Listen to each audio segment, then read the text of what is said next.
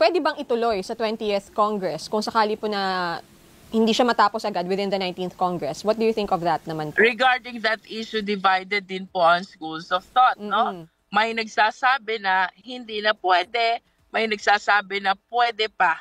But for us, I believe pwede pa kasi unlike Congress, ang Senate po hindi na di-dissolve dahil even after election or during election, meron 12 sitting senators. Unlike in Congress. Kasi sa Congress po, sabay-sabay po kaming natatapos ng term.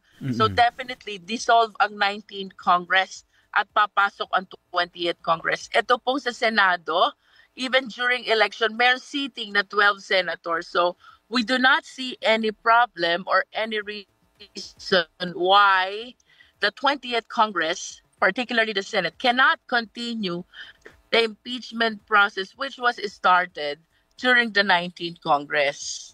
Apo, Kong, sabi ni Pangulong Marcos, open naman siya na maggawad ng special session kung hihilingin ng Senado. Kayo po ba, liligawan po ba ninyo ang Senado na hilingin sa Pangulo na magbukas ng special session para matalakay na itong impeachment? I think, sir, the fact that we have transmitted already the impeachment complaint to the Senate, it only shows that the position of the House, we want to push for the impeachment trial, no?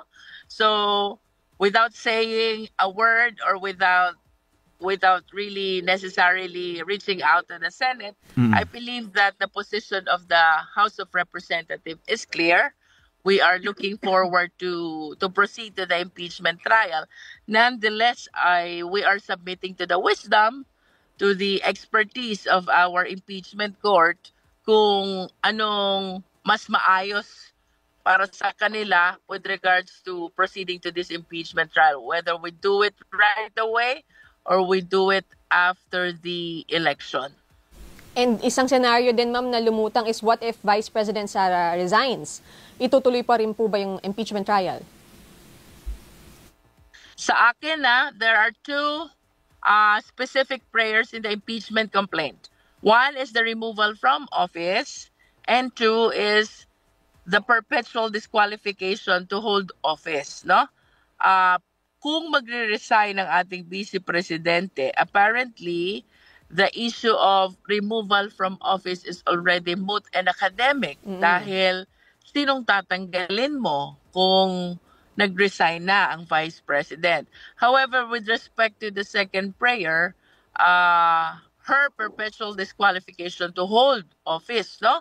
I think and I believe that we need to continue the impeachment trial and reach a determination of guilt to be able to determine whether or not the penalty of perpetual disqualification will be meted as well. So, anong reaction niyo, ma'am, doon sa mga nagsasabi na ang target talaga is to prevent VP Sara from running for president in the 2028 elections dahil pwede pa pala siyang mahabol for perpetual disqualification? Well, everybody is entitled to their own opinion. That's what I can say, no? Basta in as far as the House is concerned, ang atin pong representation dito is anchored on the grounds we raised in the articles of impeachment and the evidence which are already present for the purpose of supporting the same. And kapag ang pinag-usapan po natin, betrayal of public trust, culpable violation of the Constitution, these are too serious to consider the perpetual disqualification as significant matter to be resolved as well in the impeachment trial. Kung posible bang mapalitan yung hanay po ninyo ng mga prosecutor after halalan kung halimbawa may iba po sa inyo na hindi manalo sa eleksyon? That is very possible, no? But of course, I am hoping that all of us will win, no? Initially, that's our desire, no? Kasi we are a team and we're beginning to build up our teamwork for the purpose of this prosecution, no? But of course, there's an upcoming election. If some of us will not make it in the 2025 election, certainly the option of the House will be to elect for the replacement of those who will not make it this coming election. Apo, paano natin isisingit, ma'am, itong ang paghahanda natin bilang magiging busy din po kayo sa kampanya? Anong strategy ng grupo natin?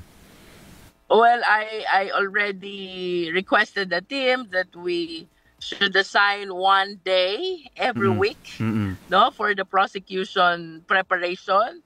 And then the rest of the days of the week will be dedicated for our campaign. And I hope the people of our district will be appreciative enough to understand that our occasional absence, should I say, in our district is because of a constitutional duty that we really have to face. Ito pong aming gagawin na ito ay serbisyo para sa bayan.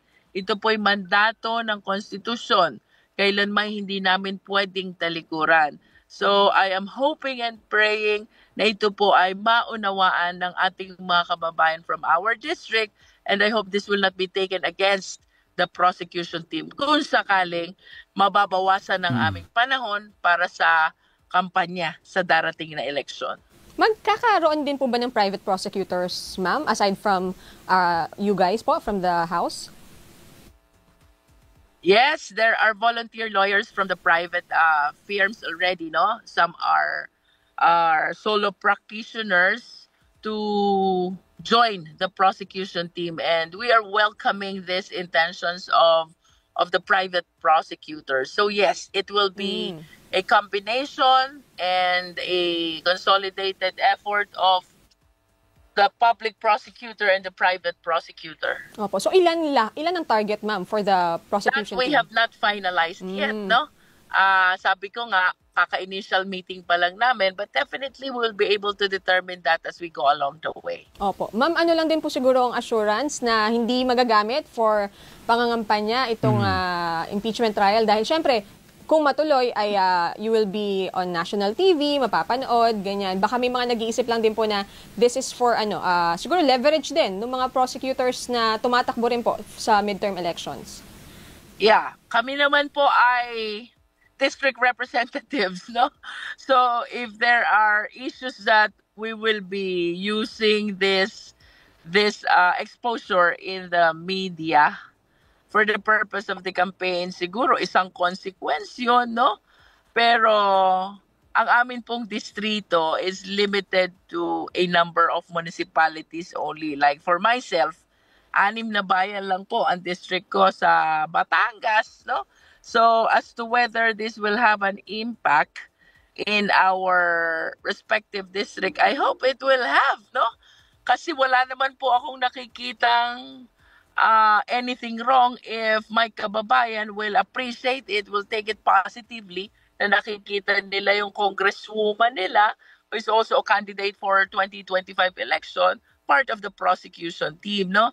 It all depends on the people who will be watching us during the impeachment trial. Basta in as far as we are concerned, this is a constitutional duty na kailangan naming gawin. And we are willing to face, of course, amid the campaign that we really have to do for the purpose of the coming election. Ma'am, bakit ba inabot po ng last session day bago na ipadala po sa Senado? Kasi yun po yung sinasabi ni SP, bakit po kami mamadaliin? With all due respect to our Senate President, no? Ako po'y naniniwala na since the 3 impeachment complaints were filed, nagkaroon po ng kani-kaniyang pag-aaral ang members ng House kaugnay ng propriety and sufficiency in form and substance nitong mga impeachment complaints na nauna nang i-file, no?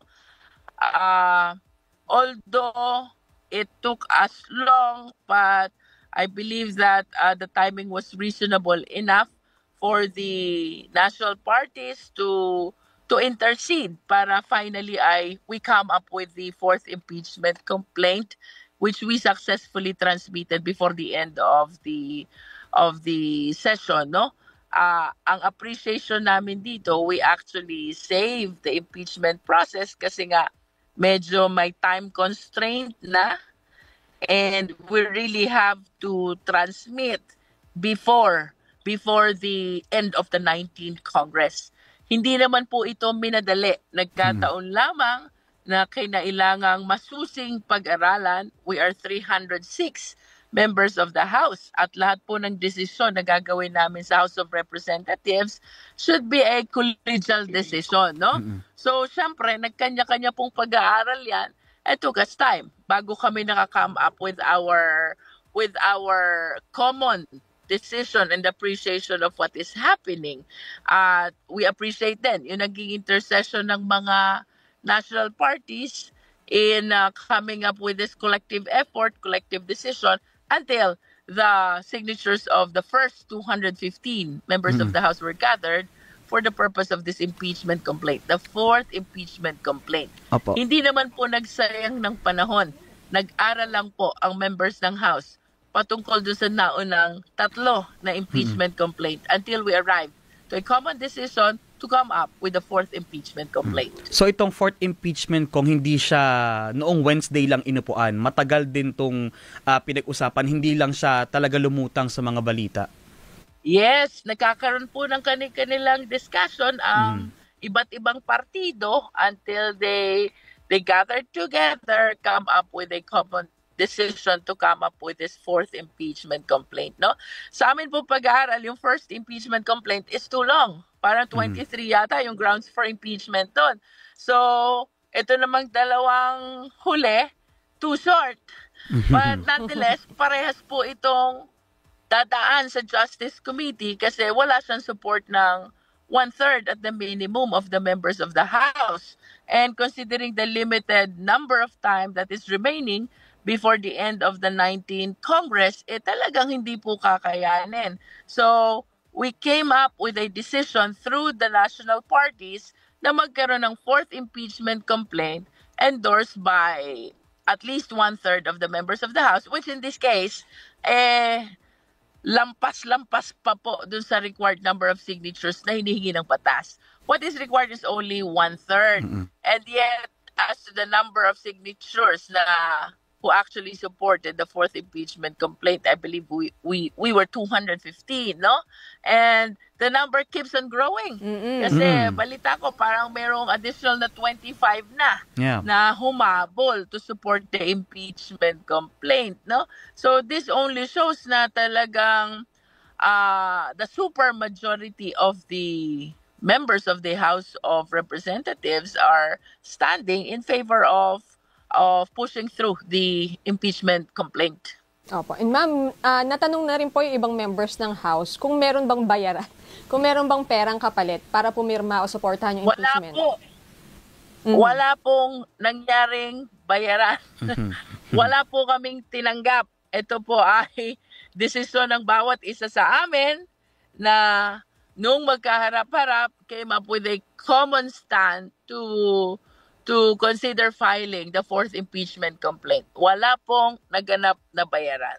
Okay, malinaw. And ma'am, panghuli na lang po sa akin, kasi di ba ang isa pong article of impeachment ay VP committed high crimes in contracting an assassin and plotting murder versus the President, First Lady, and Speaker. Pero sabi niya kahapon, doon sa kanyang press con, wala naman siyang sinasabi, wala naman siyang banta. Tinanggi niya. Opo. Ano lang po ang masasabi niyo? Tayo lang daw po ang nagsasabi noon. Siguro this is a matter that we need to thresh out doon sa impeachment trial na, no? Ito'y napanood ng lahat ng Pilipino from all over the world as to whether there's an actual threat or otherwise, that is something that we have to thresh out and deliberate upon dito sa impeachment trial. Okay, ma'am, thank you very much po for spending some of your time po this morning with us. Salamat po. Maraming salamat po at and good morning. Good morning po. Good luck po sa inyong paghahanda. Sa lahat ng mga kapwa natin Pilipino, especially po sa aking mga kababayan from Batangas 2nd District.